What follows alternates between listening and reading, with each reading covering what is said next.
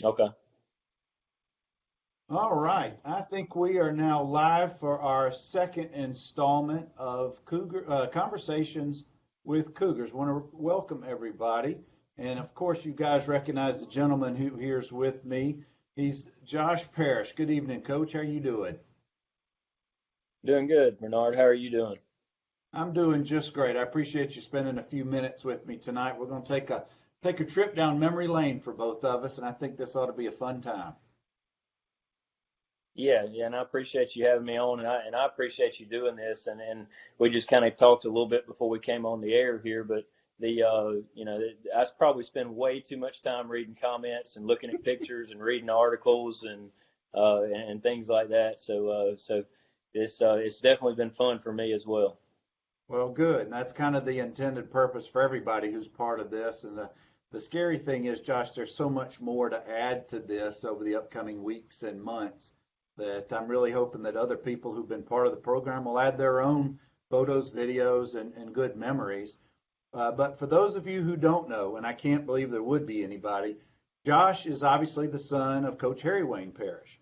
Coach Parrish, who we had on a few weeks, was our first coach, as everybody knows. And Josh has the distinction of being the last coach in the program. Josh also, as I've mentioned and we talked about, I dare you to find somebody who has been on the sidelines for more Northview games than Josh Parrish. He was born the year after the program started, probably came onto the sidelines as a 5 or 6 year old. Anyway, we're going to get into all that. But before we do, Josh, we had a bunch of folks rolling in, and I want to welcome them. Some names you may remember or not. Will Garner, David Mims, Philip Braswell, Todd Guggen, Josh Andrews, Jason Mullins, Eric Easley. I'm sure there'll be tons more. And guys, if you've got a good comment or two or memory about Coach Parrish, Josh, just throw them in there and we'll make sure. David Mims says, I'm getting old. Josh used to run around at practice as a little kid. You're gonna get a bunch of those calls. Yeah, and now I don't have any hair. Well, let's go back to the beginning, Josh, before we get into your coaching career. Let's talk about what's it like to have grown up in the Parrish household with your dad being the head coach of the brand new program. Your mom Sharon is to me is the first lady of Northview football. Hunter, She's actually Jenny, right behind me.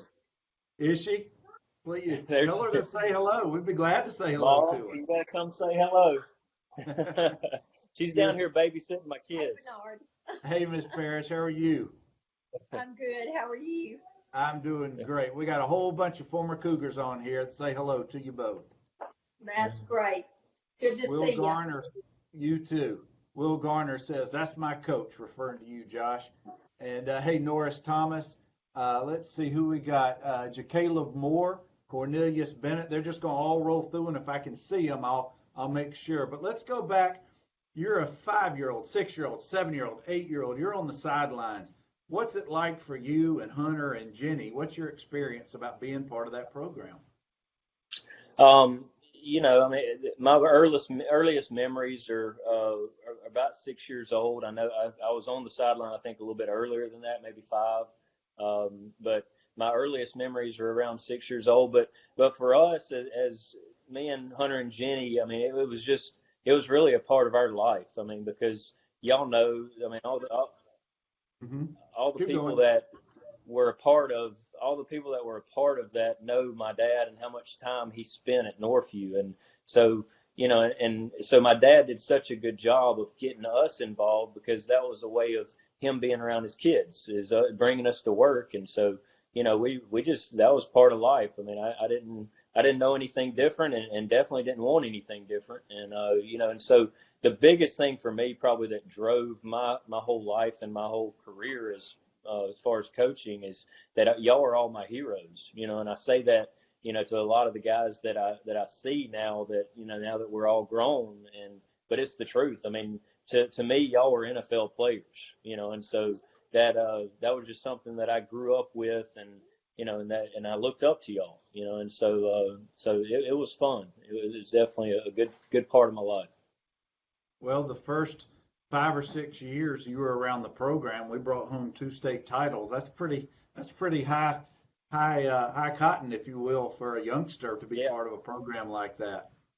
Yeah, and the funny thing is, and I was thinking about this on the way to work this morning, is the funny thing is when I was growing up that I guess that's what I knew, and so that's what I expected every year, and just like a fan, I expected, every single year for us to be going to the state championship and me getting to go to Birmingham riding on the Greyhound with everybody and, and doing all that stuff. So that was what I expected. And me and Hunter had so much fun on that sideline. We never wanted it to end. I mean, we wish it was football season year round. Well, that's my memories in the mid '80s is always the Andrews, Singletary, and Parrish kids were always around, and y'all were so much fun playing, throwing the ball with, and just goofing around. Yeah. But before we get to further, I got a whole bunch of comments to throw to you. Cornelius Bennett says, "What's up, Coach?" Jason Mullins, not saying any names, but Coach used to say Josh can do more weight on hamstring pulls. Come on. Caleb says, "What's up, Coach? I love you, man, and I miss you so much." Eric Dawsey joined us. Jason says that you guys were the coolest kids running around by far. Lonnie Mathis joined us. And he loves that, and Jason loves that Northview jacket you got on right now. Yeah, I had to represent, and the couple of guys that I definitely recognize their names, and my dad is amazed at all the. I mean, like you got to remember. I mean, like y'all were all my heroes. So Lonnie Mathis, Jason Mullins. I mean, I remember all those guys. I mean, it's really amazing the memory I have that I tell people all the time of how vivid my memory is of all those players, because it's like you growing up and knowing who the quarterback for the Green Bay Packers were. Sure. Y'all were my Green Bay Packers. So I remember everybody and remember everybody well, and I'm glad that everybody has kept up with the Northview program through the years. And you guys stayed in Dothan. Your dad was the coach through the '90 season. So you would have been about 11, maybe 12 when y'all moved to Blakely. Is that about right? Mm-hmm. Yeah, I turned 12 in June of the year when we moved to Blakely. Okay. Your brother Hunter has joined us, and Jamie Green has joined us. I want you to take us to some of your earliest sideline memories, whether it's games, practices, hanging out in the locker room, whatever it is. I know that you've got some vivid childhood memories, good or bad. What do you want to share with us? Tell us about some of those. Riding to work this morning, because I figured that this question would come up, I thought of my first ever Northview memory, and it was 1985. Y'all were in the state championship at the time, and I guess it was the night before the big game, and I guess Dad took y'all to watch Rocky IV, I believe is what it was, if my memory serves me right. And I sat in Lawrence Dawsey's lap, and I get kind of emotional thinking about it. But Sure.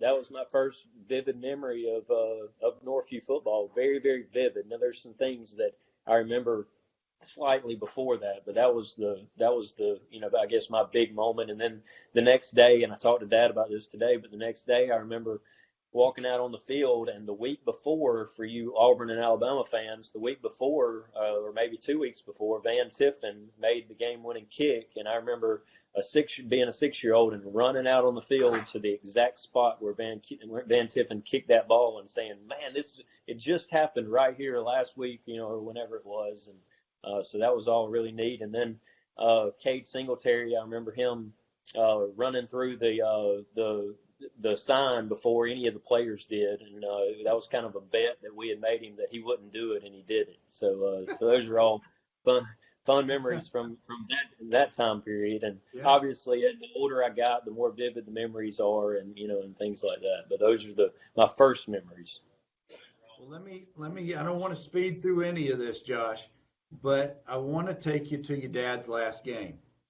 It's Murphy, the fall of '90. We're in the playoffs.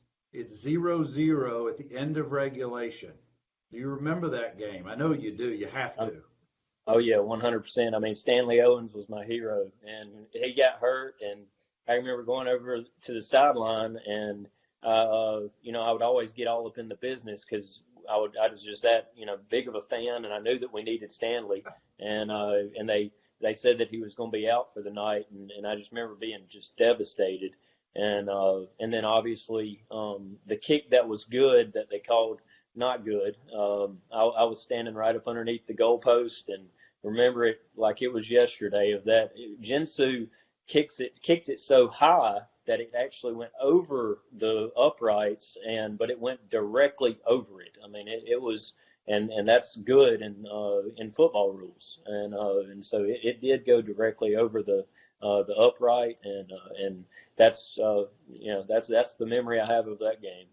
If that kick is at Rip Hughes, who knows? But that kick was at Murphy in Mobile, so not that night. But yeah, that was a heartbreaker. That was a 10-7 double overtime loss, and that was your dad's last game. Step away from the fact that we lost that game. What was that like, or did y'all know at that time that was going to be your dad's last game then? Or was that not yet? No, as a young kid, he didn't fill us in on us, moving until after. I do remember after the season, him, kind of throwing some options around because, and like he said last week, he had 3 kids that were getting older that he was going to have to send, to college, and so he had to do something financially, and was getting his 25th year in, or finishing his 25th year. So we knew that, unfortunately, that changes were going to, eventually be made. And I want to welcome your mom, Sharon, Damon Glasgow, Martin Andrews, Peter Milner have all joined us. Thank you all for joining us. And if you got comments or memories you want to share with Josh, just throw them in the comments, and I'll make sure we get them to him. Now, you moved to Blakely, or you moved to Early County in 5th grade, and you're there for, I assume, the rest of your high school, all the way through high school and college time. Talk to us about where'd you end up going to college and then getting into the coaching scene? Yeah. Not real good about talking about myself, but I can do it for sakes. I knew that's the way it would be. That's why I asked you.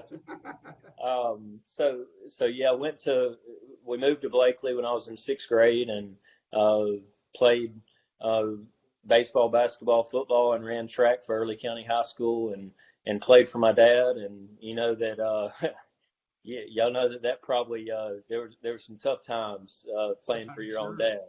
So he actually assigned me my own coach because I wouldn't listen to what he had to say. So I had my own personal coach because it's kind of hard, firsthand. It's kind of hard being the quarterback and having a hard time listening to the head coach. So Coach Folsom, that was our offense coordinator. He was kind of my personal coach, and Dad would send messages through him to me, and so it was a neat little dynamic that we got to live through, and wouldn't trade it for the world. And then after I graduated from Early County, I went on and played baseball at Troy for 2 years, and then after I got finished playing, I graduated, and I was actually going to school. I got a biology and physical chemistry degree, and just my whole life I wanted to be a doctor, and got finished playing baseball, and kind of realized that sports were my life, and always had been, and I just couldn't see myself not being around sports. And so I remember vividly calling my parents and telling them that I was no longer going to be pre-med, and that I was going to go into education, and they could have killed me. I remember my mom thinking, like, what in the world? You haven't worked your butt off your whole life, and done all the things you've done academically to go and be a coach of all things, and so but it was the best decision I ever made, and wouldn't trade it for the world, and had a great time doing it. And so in 2003, Dad went to Delville to help that program. They had gotten in some trouble with the state. The previous coach had gotten in a little bit of trouble, so he went to kind of bail them out, and he asked me if I wanted to come coach with him. And I didn't have a teaching degree or anything. I just had a biology and physical chemistry degree, and started teaching in January of 2003, biology of all things, and had no idea what I was doing, but Poor kids, they probably didn't learn a whole lot, but I was where I was destined to be, and started my coaching career, and loved every minute of it. I know you were with your dad for a little bit in Daleville, but then you came on to Northview with Coach Chip Harris for a couple of Yeah. years. What was your position? What were you doing in 2005-06 time period? Going 2003. So dad kind of, he knew that I knew the game pretty well. So when I was with him, he gave me a lot of responsibility as a young coach. I mean, I was 24, 25 years old, but he gave me a lot of responsibility. And when I left and went to Northview, really that was a very, very humbling experience. and I give all the credit to Coach Harris. He's still one of my favorite people of all time. But I was the running backs coach. I had one person that I coached, and he's Coach Harris. If anybody knows him, everybody knows that he's diabetic, and I was basically Coach Harris's do boy. I mean, if his blood sugar got low at practice, he'd send me to the gas station to get him some candy and a Diet Coke, and so it was very humbling to kind of get brought down to earth that you're not. I'm just a young guy, and I got to work my way up, and so I appreciate Coach Harris for doing those things for me. Coach Harris, I think, has joined our group here. I don't think he's on live with us, but hopefully he'll get to see this interview and know that you gave him a shout out. Now, when you first came back to Northview and you're in a coaching position, were you also teaching, or did you just have football responsibilities at that time? Oh no, I was teaching biology and physical science, right there on the 300 hall, right there where the science hall has always been. And a lot of you remember Miss Huff that was there for a long time teaching science. She was right next door to me, and so she took care of me and helped me out a lot. And so anyway, yeah, I was teaching science, and so actually I was doing the strength and conditioning also. So I would teach 6 classes of science, and then I would run out the back door of the 300 hall and run to the weight room and change real quick, and 7th period would be workouts. And so but yeah, that was the years with Coach Harris for 4 years, I believe. I was going to say up to about 2010, maybe, before you came on to Daleville for the first time. Yeah, and I was under Coach Harris left, and I was under Wayne White for 1 year at Northview, and that was Wayne gave me my first opportunity to be a coordinator, so I was the offense coordinator my last year at Northview, and I think that was 2011, I believe, is when that was. Well, let's talk briefly about that season. What was that experience like? Now moving up to a coordinator's position, that's one of the big positions as a coach. A lot of responsibilities. How did you develop that feel for that position and undertake the endeavor there? It was a lot of fun. It obviously, the more control you have while you coach, as far as during a game, the more fun you have. And so, when you're an offense coordinator and you've got the control to call plays, obviously that puts a lot more pressure on you, but it also, it makes it a lot more fun as well. And so the year, Coach White's first year, we had majority 10th graders on the team, and so we struggled. We had a 10th grade quarterback. We had all 10th grade running backs. Pretty much the whole team was a bunch of 10th graders. And so we struggled a little bit playing Auburn and Central Phoenix City and those guys, because it was when we were still in that region. But that was when I felt like things were really starting to turn back in Northview's favor, or we had a good chance of getting things turned around. And did you think at that point you were starting to, and this is my term, starting to get your feet under you as a coach, more experience, more confidence, more knowledge of the game, and you're just maybe 7, 8 years older or 10 years older than a lot of the kids that are on the field. And it's having grown up in the Northview program, and now you're in a position of coach. You've had to transition from them being, as you said earlier, some of your heroes, but now you're older than these kids, and now you're having to make sure that they're developing as athletes. And here's my question. I know that you watched all that your dad did for all those years, picking up kids before school, taking them home after practice, some of that I know became some of your influence. I want you to share a little bit about that, about how you incorporated maybe some of Coach Parrish, your dad's techniques and things that he did. Yeah, I think the biggest thing I took away from my dad and being around my dad for all those years was relationships with kids. Dad, of course, any coach knows X's and O's. I mean, X's and O's are the easy part. That's anybody can learn the X's and O's of football. But the key that I think Dad had and why he was able to be so successful where he was that y'all all loved him. We all loved him. But that was because of the relationships that he built, and he worked at it. He went and picked kids up for school. He took them home after school. He showed a true interest in somebody's life. And so that's what I always made sure, no matter what offense we're running, no matter what defense we're running, the relationships with the kids. And I think that's why everywhere I was fortunate enough to coach as a head coach, Dothan, Northview and Delville, is that we had all the numbers of kids that we wanted to play. My last year at Northview, we had 90 kids, 10 through 12, so we never had an issue getting kids out, but also my assistant coaches, and I'm obviously going to talk about them coming up soon, but I made sure that any assistant coach I had, they truly were in it for the right reasons. And that's the only reason I was in coaching, was to make a difference in young people's lives. I didn't, obviously I'm a competitor and I wanted to win, but really the reason I got into coaching was because I saw all the lives my dad coached, and I wanted to be able to do the same thing, so that was always my first and foremost thing that I tried to make sure I did. Well, I do know that around 2013, you made a move. You left Northview and you went to Daleville to become, I think, the strength and conditioning coach, maybe some other responsibilities. And then you became the head coach in 2014. Talk about that transition.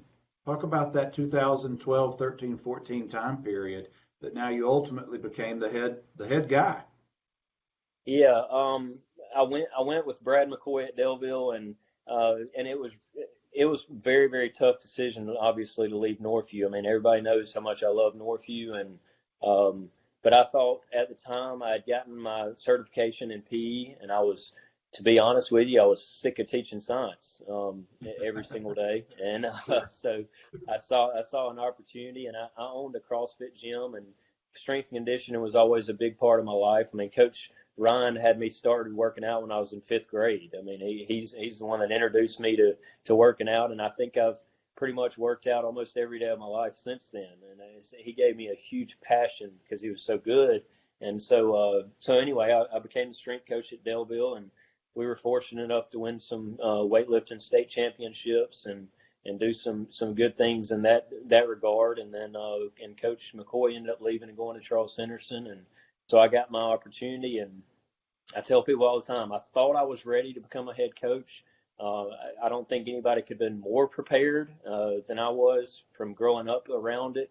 But there's nothing like the feeling when the superintendent tells you that now you're the man. And it's a strange feeling that you immediately get very, very nervous, and you have a whole lot of pressure. How was that first press conference announcing you as the coach? Yeah, that's very nerve-wracking. And probably the thing I remember the most was the first coaches meeting where, for so many years, I was an assistant for, I guess, 10 years. And so for so many years, you're sitting there and, you're just listening to the head coach be in charge of the meeting. And now all of a sudden, and this all happened, and for me, it all happened in one day because Coach McCoy left about 2 days before spring training. And so I walked straight out of the superintendent's office as far as getting the job, straight into sending the text to all the assistants saying we're about to have a meeting and I'm the head coach and I'm going to be in charge. So it all happened. All the eyeballs are on you. That's right. Exactly. Well, Josh, I want to pause for just a second. For those of you watching us live or maybe later on, I'm talking with Coach Josh Parrish. Josh obviously is the son of Sharon and Harry Wayne. You guys all know Josh. He was also the last coach at Northview, and we hadn't gotten there yet in our conversation. but I want to welcome Christy Dykes-Nichols.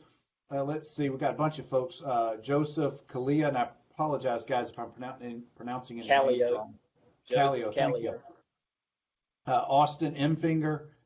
We got Kalima Thompson has joined. Eric Dawsey has a special thanks to Coach David Ryan, one of the best strength and conditioning coaches around, and Jason Mullins, who's always got a great comment. Coach was invested in his players. That's why we all loved him, and there's nothing better than that right there, Josh. Very true. Let's talk about your 2 years, or excuse me, 3 years. Head coach at Daleville, you're making the playoffs. Things are headed in the right direction. Talk about that experience, because you had some real athletes on those teams as well.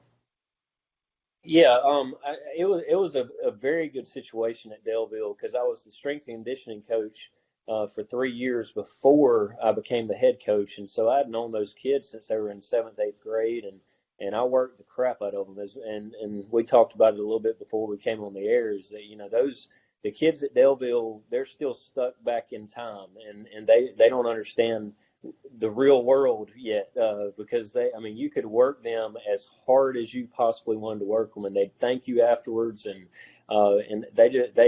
it was a fun group. And so the transition of becoming the head coach, I just moved right in, and I already knew the kids. And the first year we were really, really young.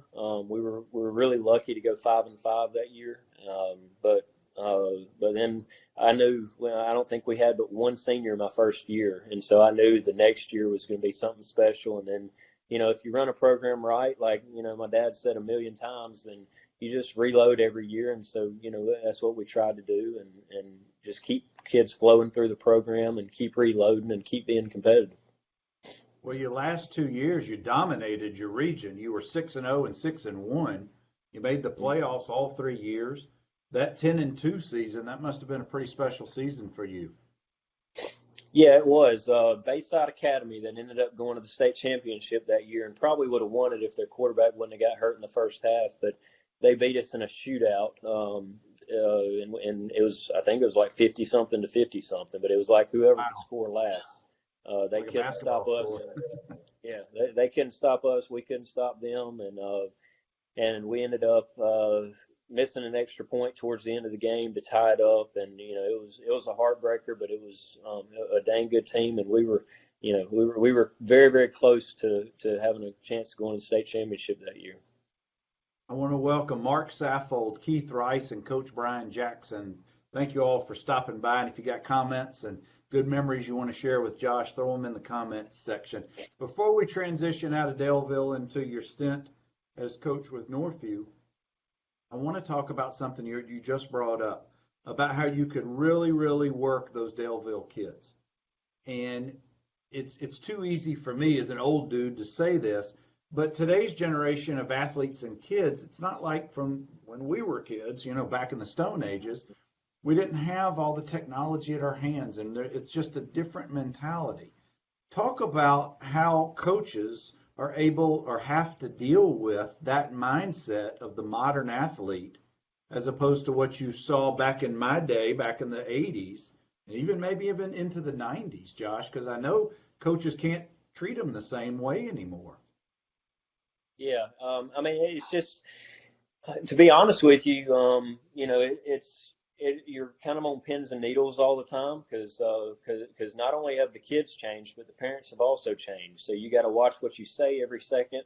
You got to watch what you do. You're always under a microscope as far as, and not that the coaches back then weren't, but Dad used to grab y'all's face mask. If I would have grabbed the face mask, then I would have probably been fired before I left the practice field. So. It was a different day and just a different era, but I say a lot too.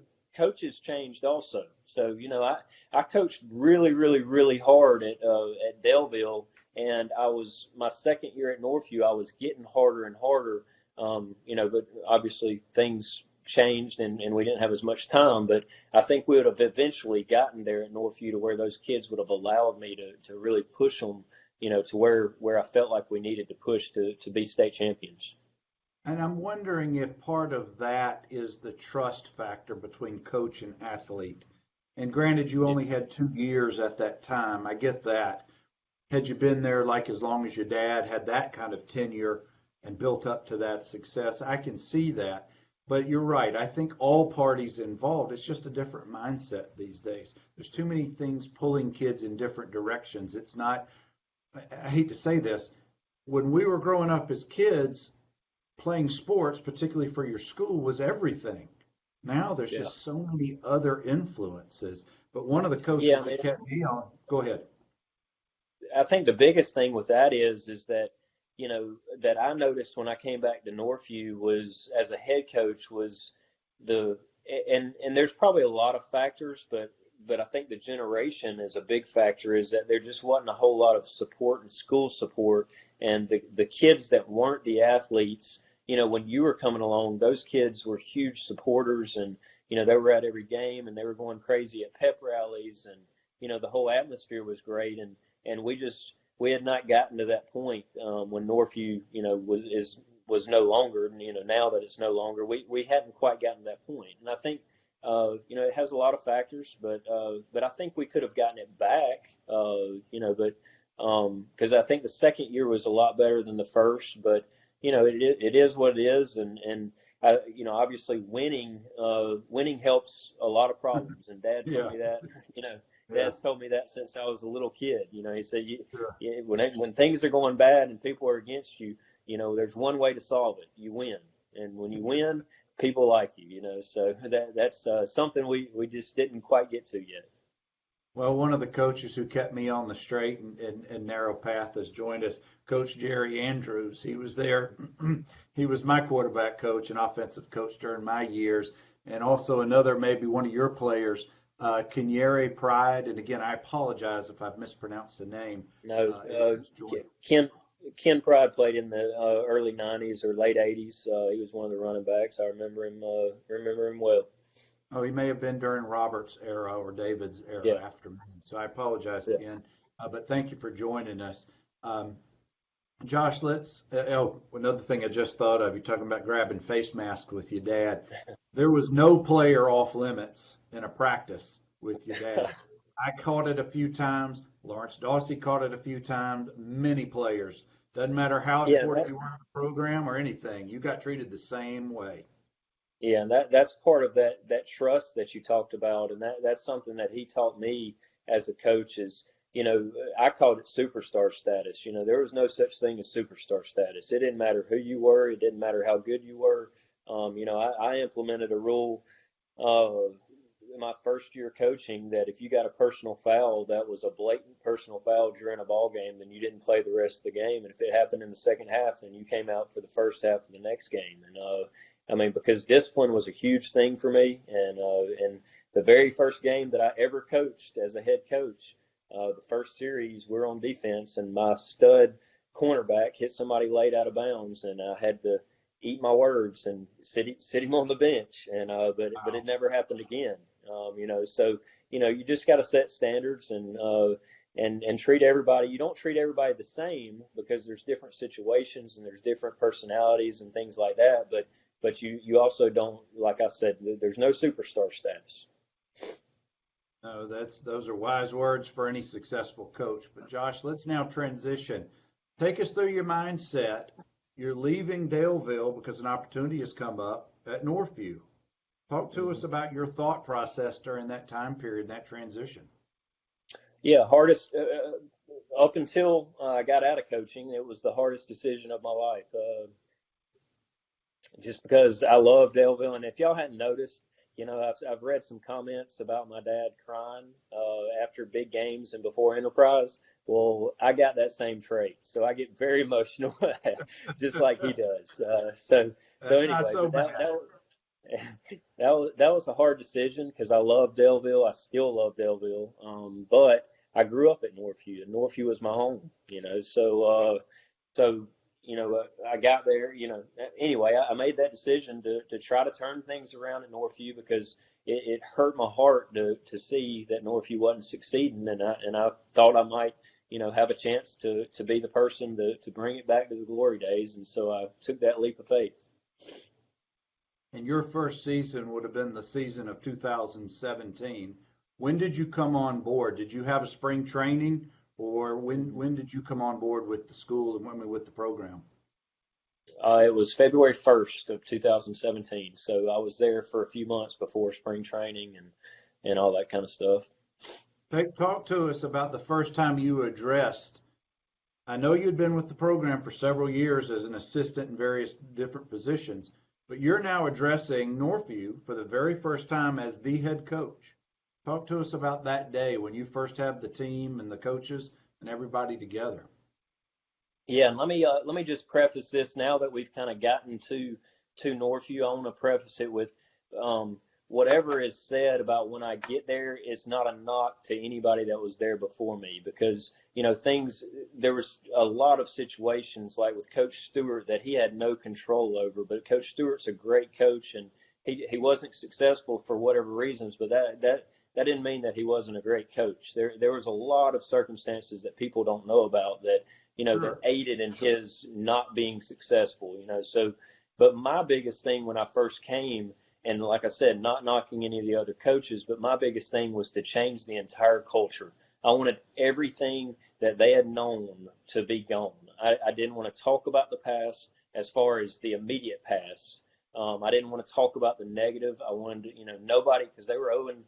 I think when I took over, it was I think they were 0-18, or it was maybe 1-17 or 2. It was something, I think it was 0-18. So they've had some pretty bad years leading up to that, and I wanted that to wipe out of their memory. I didn't want them to have any of that memory left if we wanted to turn things around. And so, the first part of that was to change the way they think, and that was my biggest thing. The first time I talked to them was, this is a new age, and we're about to start thinking differently.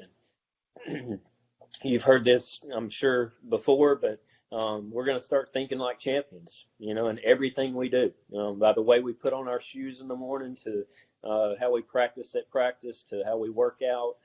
Everything you do, you're about to start thinking like a champion. And if we're going to turn this thing around and start winning championships, because God knows we were a long ways away from, being 0-18.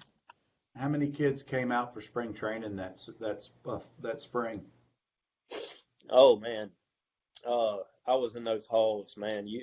That's some hard work because they had dwindled down, I think, to about 35.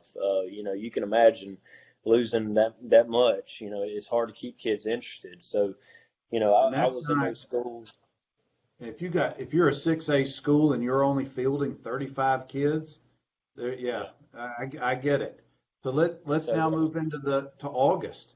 You've got your summer workouts. You're into August. Your first game's a month away. How many kids broke camp with you at that point? Like I said, I always, for some reason, I guess I was just very persuasive because I wouldn't leave it alone. If you looked like an athlete and you were at Northview High School, I was going to somehow, some way get you on that football field. So we ended up having, I think it was right at 70 kids, 10 through 12. I think we doubled our numbers that first year, but most of them were really, really, really young because I wasn't successful in talking any of the seniors to come out, and really I'm not so sure I really wanted any of the seniors to come out because it was kind of like they were, it was almost too late for them anyway, so I started from the bottom, and I started going to those middle schools, and I was at the middle schools every day. And Caleb Moore, I saw he was listening earlier. He was one of those middle school kids that that I started building a relationship with and started trying to get them excited about coming to Northview. Well, it must be in your DNA because I remember the first day I was in ninth grade in the gym sitting with a bunch of my buddies, and your dad came up to us and said, "I'm going to see each one of y'all at our football meeting at the end of the day." And he looked right at me, and I guess he knew my parents or something, or maybe had seen me play at Girard. And he says, "I need you to come out." And I said, "Coach, I'm a baseball player. I might play in 10th grade, but baseball is," he says, "No, I don't think so. I think you're going to be there this afternoon." Well, guess what? I showed up. You were there. I was there after school. And things like that, it could have been genetics. It could have been a thing where I just kind of got it from my dad. But Probably more so, it was just I was always by my dad's side, so I always saw how he acted and got Uh-huh. kids, and so I don't really think about him teaching me that, but I'm sure he did. That he taught me how to get kids to come play. You don't give them a Your choice. first, That's how you do it. that's right. The fall of the opening game, 2017. You're playing Baldwin County. You're on the Nightmare. sidelines. Say again. It was a nightmare. 2000. Yep. You're about to kick off. The captains are at the midfield. They're doing the coin toss. What's going through your mind? It was surreal. I remember that exact moment actually, and looking up in the stands and seeing we had a decent crowd. Things, I thought we're starting to pick up a little bit. There was a little bit of excitement, in the air, and I was just thinking, God, if we can just have a good show in this first game, and then the next home game we'll have more people come, and we'll have another good showing, and that was my thinking. But really, I couldn't believe I was standing there as a head coach at the school that I grew up at. So it was a surreal moment, and but it was game time, and I had to snap out of that pretty quick and call a ball game. Well, that game didn't go our way, so let's move on. We move out to the second game is a game that everybody remembers. I want to know where you were standing when Jack Martin kicked that field goal at the end of the Enterprise game, the second game, which was your first win as a Northview head coach. Yeah, we were, well, to answer your question real quick, anytime we kicked a field goal, I would always go to the other end so I could get a better angle. So I was probably all the way down by myself, just so I could get a good angle to see if it was good or not. But that was a fun game. That was, my sister actually surprised me at that game, and which was awesome. But we were down 22-0 at halftime, and it was the worst first half of football that I think I've ever witnessed in my life. And I actually, because and guys that were on that team, don't think bad of me here, but you got to realize what, my thinking and stuff. But we're down 22-0, and we've snapped two balls over the punter's head, and we've fumbled like three times. We've thrown an interception. I mean, anything that could have gone wrong went wrong. And I remember on the headsets, because I brought most of my coaches from Delville, and I remember on the headsets I said, what in the heck have we gotten ourselves into? And, it was, I remember at halftime, some of the seniors, I was real calm at halftime. I didn't rant and rave. We just tried to start correcting things. And I thought that was the best strategy for that particular time. And, our quarterback got hurt the first game of the year. He tore his ACL, so we had a kid named Grayson Davis that was starting his first ever game, and he was actually one of the baseball players that had not played football since he was in middle school, and I had talked him into coming out, and he was our backup quarterback, and he started running the triple option, and we started running 30 and 31 midline over and over and over and over, and they could not stop it, and we just kept marching up and down the field on them, and ended up coming back and beating them on a late field goal. Probably one of the more improbable come from behind wins in school's history, and probably one that when it's 22-0 at halftime, I'm sure the kids on your team at the time were not in the best of spirits. So I bet you that you took the proper approach. Yelling them would have done no good, but building them back up. But before we finish that thought, I want to welcome Jason Barkley and Shane Cobb, and Jamie Green has rejoined us. Coach, when that ball is kicked by Jack and it's true, what's going through your mind at that point? Well, excitement, obviously, but immediately I go back to my dad's. A lot of stuff goes back to my dad, but just remembering that our goal is a state championship. This isn't our goal. And so I tried to contain myself as much as I could so that the kids didn't think that, thought that we won a state championship. I wanted to try to keep them grounded as much as possible, but it was, in that moment, it was almost impossible to stay composed. I mean, we acted like we had won the Super Bowl. It was, it was a huge moment, and one of the most fun wins that I've ever been a part of.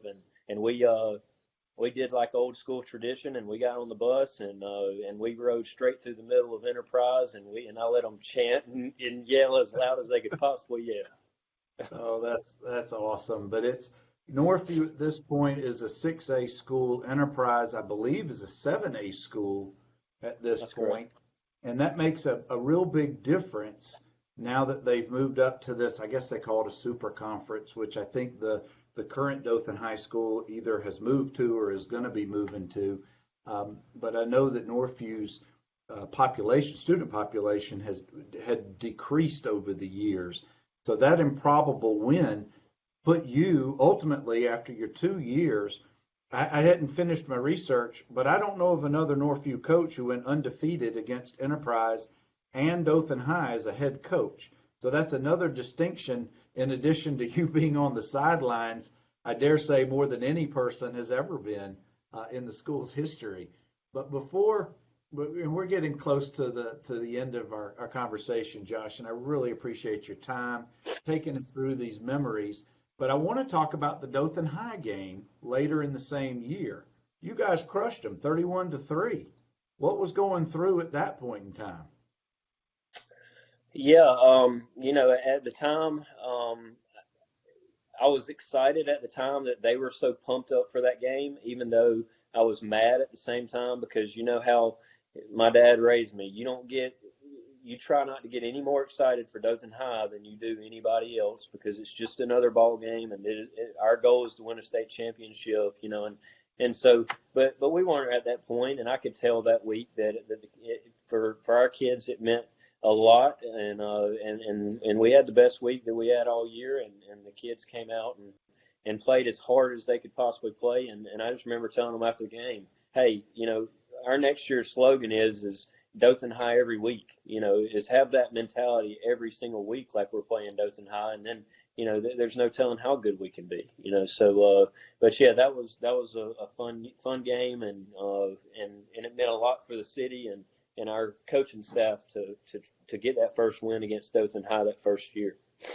I'd be curious to talk to some of the 9th and 10th graders on the 2017 season who are now teammates last year and this year coming up with the kids who are at Dothan High. I wonder how they've meshed as a team, and I wonder how that'll play out for those kids.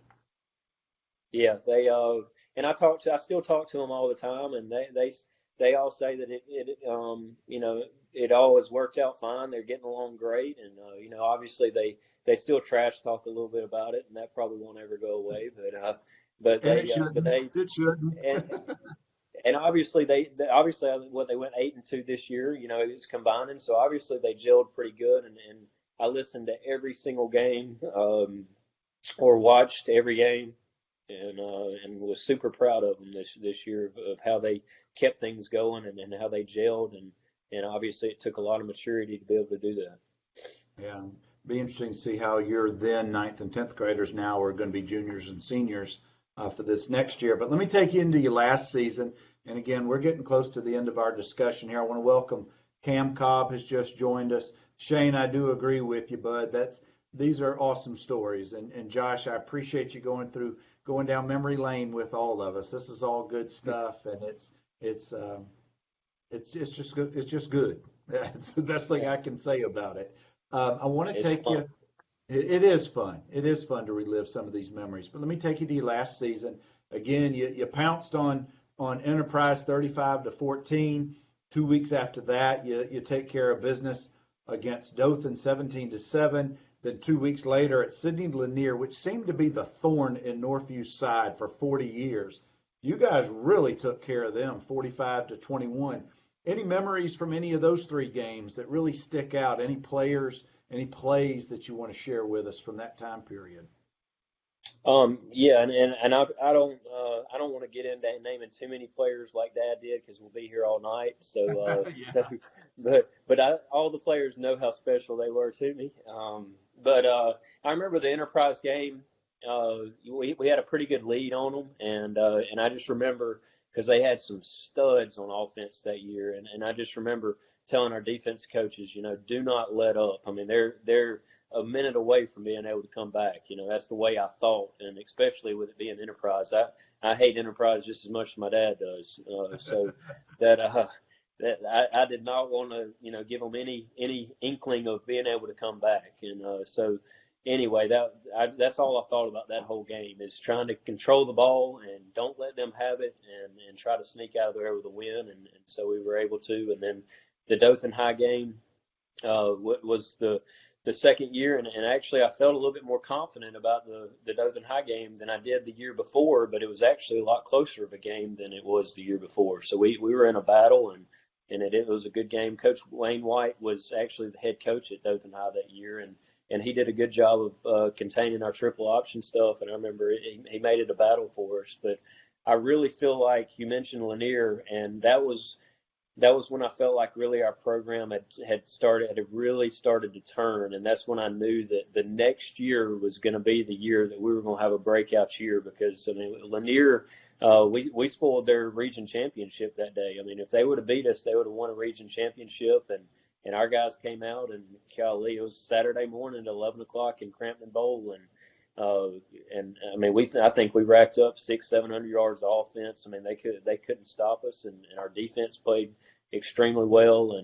So I thought that was kind of the breaking point for the program moving forward to get back to winning state championships. That was the kind of game that I was dreaming of whenever I took the job.